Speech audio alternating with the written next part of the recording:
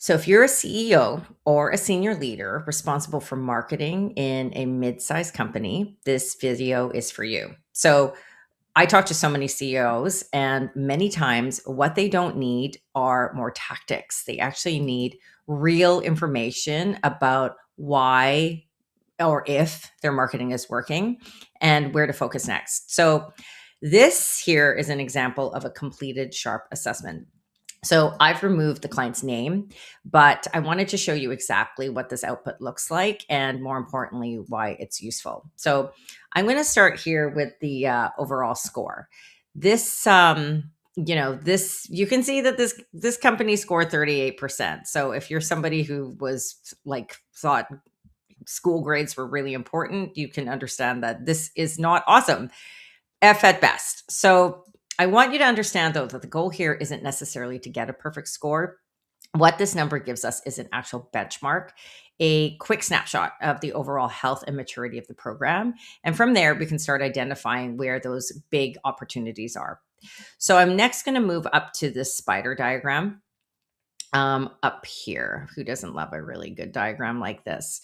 So you can see that it's broken down across 5 areas. So what I really like about this view is that you can get a really quick, view into where your business is strong and where there are gaps. So you can see in this example, this business was really strong around people, reporting processes.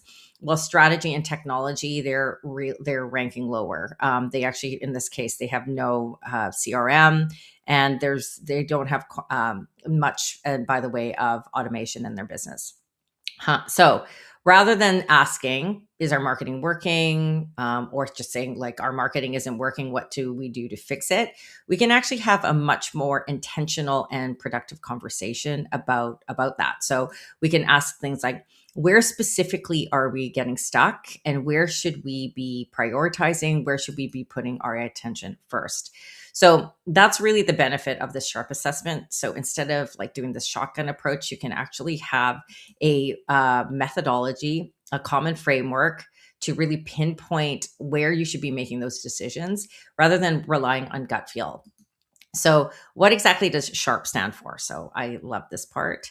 We've identified that every business's marketing can be evaluated on these 5 components. So, first off, strategy.